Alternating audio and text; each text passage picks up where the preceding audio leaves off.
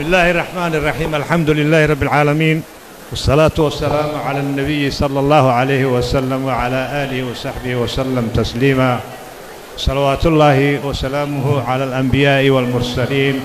وعباد الله الصالحين أجمعين ومن تبعهم بإحسان إلى يوم الدين. اللهم اجعلنا منهم يا رب العالمين. مدن مدحوينه تضباط جمهورية الصومالية مدن الشيخ شريف أحمد، مدن مدحوينه سديدات جمهورية الصومالية مدن حسن شيخ محمود، مدن أو شهيد منور قدومي جوهري أنقربيس كويساقي دمان مدحضة أحزاب السياسية ميشي جوغان مدن ياشا لبضع أقل مواطنين قدرين قارعة نقوله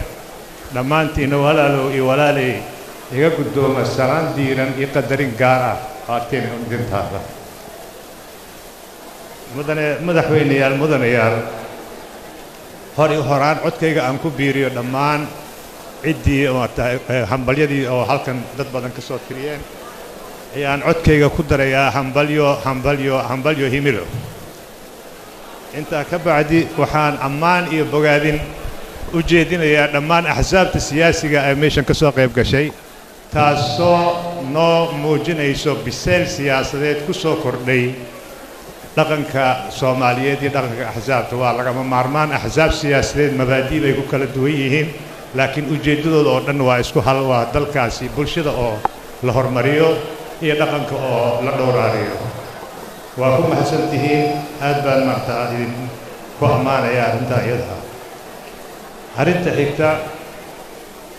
mudanayaal waxaa la yidhaahdaa qof meeshii uu ka yimid uusan garanayn meeshuu ku socdana ma garano. in yar aan ka yidhaahdo dhaqanka axsaabta badan ee Soomaaliya heerkee uu soo maray, halkee baanu joognaa, maxaase habboon inaan qabanno. axsaabta siyaasiyeed ee badan ku dhaqankeeda wuxuu abaabulmay intii u dhaxaysay 1945 ilaa 47 ayay bilaabadeen kuwii ugu horreeyey oo dhismay. waxa ay soo shaqeeyeen ilaa iyo 1969 oo xukunkii militariga ku wareegay. haddaad fiirsano wixii ka dambeeyey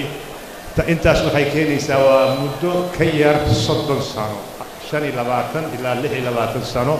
ayaanu ku soo dhaqannay dhaqanka dimuqraadiga ah ee axsaabta badan. ilaa 60 xisbi ayaa tartamayay oo baarlamaanka iyo dowladaha hooseba ka soo shaqeeyay. ha yeeshee waxaa dhacday in 69kii ilaa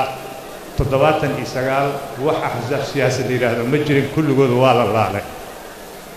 10 sano waxaa lagu dhaqaayay waxay ahayd conventions yar oo 13 qodob ah. 79 ilaa 90kii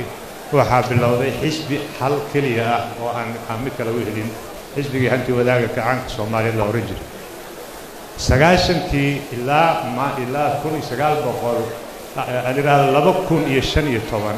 wax xisbi ah ma jirin oo waxay ahayd isbedbeddel ayaa dhacay. 15kii Juun waa 6dii Juun 2015 ayaa la ansixiyey sharciga maanta axsaabta siyaasadeed lagu dhisaayo, waxaana ansixiyey baarlamaankii 9.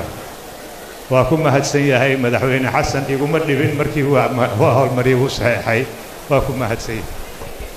hase yeeshee markaa waxaan rabaa halkaa inaan ka tilmaamo waxa aan ku soo dhaqannay si dhab ah arrintan 24 sano oo ku ekeed 69.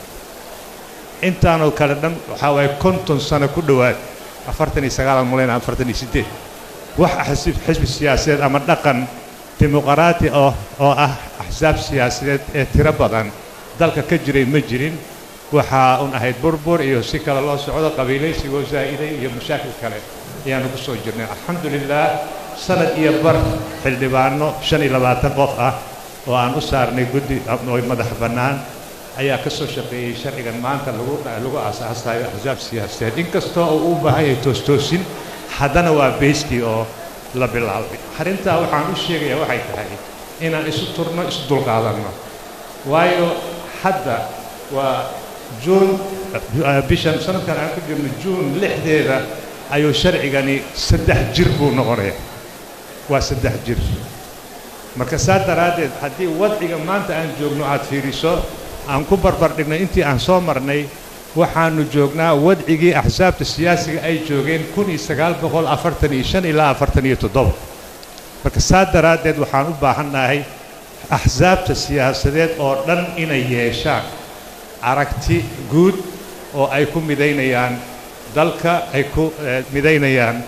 dhaqanka sida loo soo celin lahaa dhaqankan axsaabta siyaasadeed oo lagu hogaaminayo runtii markaan idin sheego annaga jiilka aniga aan ka tirsanaa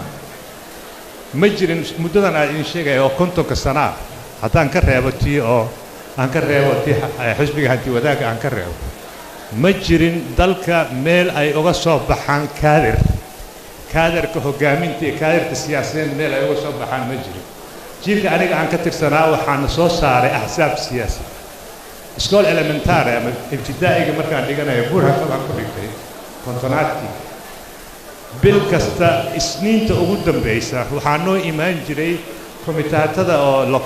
local committeega oo xisbiya ayaa noo imaanaysay oo nala hadlaysay axad waxaa noo imaanaya SOL way ka sinaayeen arrinta oo bartilmaameedka ay u socdaan xorriyadoon Soomaali midayn in laga Jabuuti ay naga maqan tahay in kaa naga maqan in FD naga maqan waxaas ayagana soo waxaa tihiin madaxdii berito waa la yaabay hadda waxaa baaqday in muddadii soo socdaa u fiirstaan yaa yaqaana hebel ayaa wax laga dhigay laakiin ma jirin axsaab siyaasadeed oo soo bixisa kaadirka waxaan lagama maarmaan ah hadda oo mahad ilaahay ah inay maanta abuurmayaan axsaab siyaasadeed oo haddana ay isu yeerinayaan oo ay isku goob imaanayaan waa arrin wanaagsan oo bogaadin ah Soomaali rajo weyn bay leedahay insha Allah inta in laga socdo laakiin waxay u baahan tahay qorshe midaysan iyo ajenda oo iswaafaqsan arrinta kale aan rabo in meel soke ay iga taabato aan rabo inaan idinku mahadceliyo qof ahaan shakhsi ahaan i taabato maadaama aan fursad u helay oo fursadana ka faa'iidayso labadii madaxweyne aan la soo shaqeeyey ay isku goob joogaan iyo madax kale xildhibaano badan oo gacan igu siiyey aad iyo aad waxaan ugu mahadinayaa doorashooyinkii labada ahaa oo aan sida daahfuran u wada shaqaynay inaysan iga hor imaanin inaysan ina carqaladaynin inay maaragtaa marmarku ah xunug xataa na gaarti raalla ah oo aan isniraahno marka taa waxaa aan uga mahad celinayaa sida wacan ay igula shaqeeyeen aad bay u mahadsan yihiin arrintaa waxay xasuusisay ama waxay soo celiyeen sheekh shariif iyo xasan waxay soo celiyeen dhaqankii axsaabta siyaasadeed lagu yaqiinay oo uu noo bilaabay allah yarxamu aadan cabdulla cusmaan iyo cabdirashiid jacli sharmaarka dhaqankaasaa soo noqday waa arrin bisayl siyaasadeed ku jirtay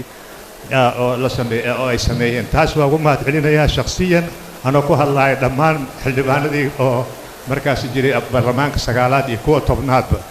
mahaday ka gaarto idinkana mahay ka gaarto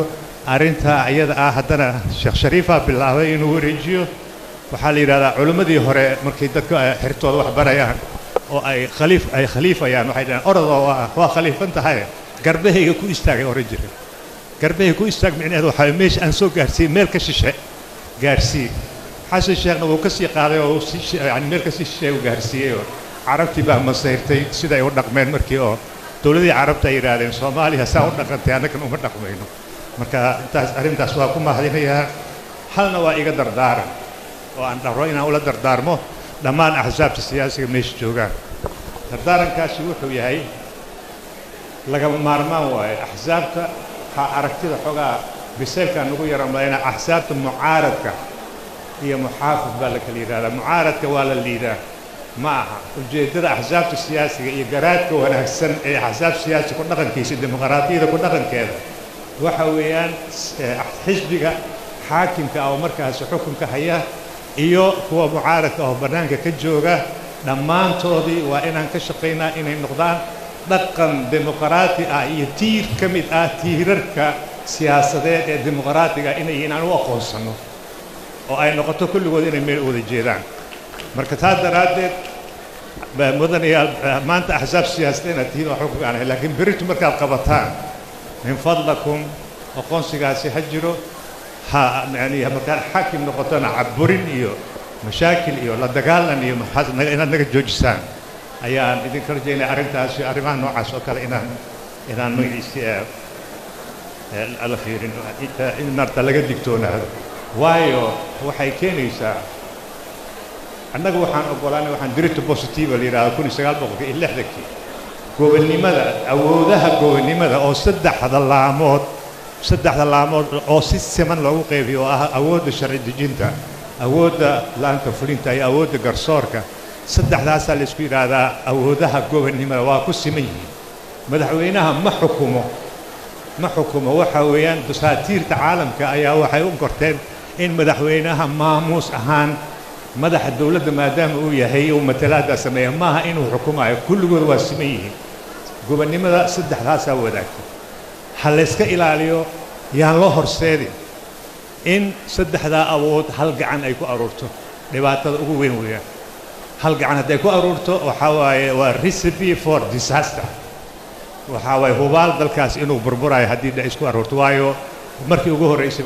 arrintaas waxaa loo keenay waxay ahayd in kalitalis boqortooyo waxyaabahaasoo dhan zaar iyo lagu soo baxayaa lagu reebay marka ha la ilaasho saddexdaa awoodood war walba inay kala madax bannaanaadaan aysan tartamin ay isbuuxiyaan ayaa lagama maarmaan ah hadal badan ma raba inaan meesha ka sii jeediyo mar kale iyo mar kale waxaan jeclahay inaan u hambalyeeyo